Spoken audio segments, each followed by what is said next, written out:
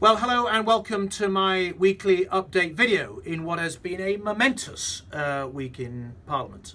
First of all, much to my surprise and perhaps to a few others, I was promoted on Monday from the Department of Work and Pensions to become the Minister for Housing at the Ministry of Housing, Communities and Local Government. This is an enormous honour and a great privilege to take on such an important job for the country, and it's one where I have a bit of passion and experience, having been a councillor and at City Hall in the past, but also having campaigned on the backbenches on the planning system and representing a constituency that has enormous house building taking place at Andover and planned at Manydown. It's a massive job and one which I'm really relishing the chance to get my teeth stuck into. You know, driving house building more, better, faster, cleverer across the country, driving home ownership and occupation so your kids and mine and everybody else in the country has the chance to have the home that they want or they dream of, looking at safety in the aftermath of the terrible, terrible Grenfell fire tragedy and what the legacy of that should be in the years to come. In social and indeed private sector housing, and then looking at innovations in the planning system, in technology around building, looking around the world at what we can do better. It's a huge area of policy which touches literally everybody in the country, and that's why I'm so enthusiastic about it and really looking forward to getting stuck in and trying to give it my all, as I have done in every single job that I've had so far. Secondly, it's also been a big week in Brexit land, of course.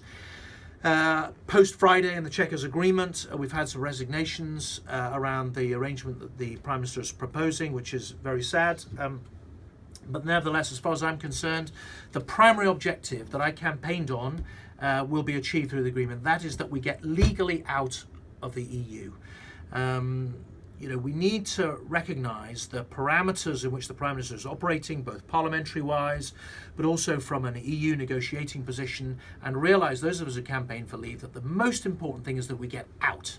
And that critically, we move from a position where the EU can impose legislation on the UK to one where it cannot, and legislation can only be introduced in the UK through the British Parliament. And this arrangement achieves that.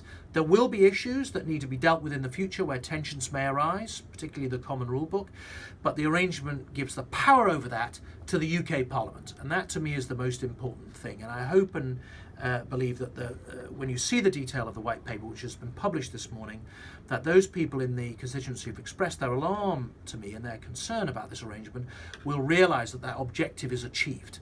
And that what we campaigned for and the referendum that we won will be honoured, albeit there will be some things to be dealt with in the future, but that power to deal with them will be with the British. We will have control of our money, borders and laws, and that is the critical thing from my point of view. So bear with us, have a look at the detail if you're interested, and by all means email me if you want reassurance or explanation. Final thing just to say is I just had a fantastic meeting with a resident of Borghurst called Jack Alexander.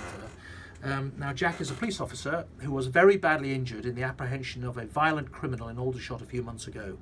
Despite nearly having his hand severed, PC Alexander wrestled this man to the ground along with some of his colleagues who were also injured, and managed to apprehend him, and now he's doing 8 years inside, minimum 8 years inside. It's a great reminder of the daily acts of great courage that are shown by police officers up and down the country, and the fact that too often these things go unrecognised, not reported in the paper. Pleasingly, however, PC Alexander and his partner and colleagues came up to town to go to number 10 to be awarded bravery awards, and it was a great honour and privilege to sit down with them for a cup of tea, talk to them about the incident or what happened, and about their lives, and get to know them. It was a wonderful moment, and I was able to thank him for his service. That's it from me this week. A couple more weeks to go till the summer break, so you'll hear from me next time.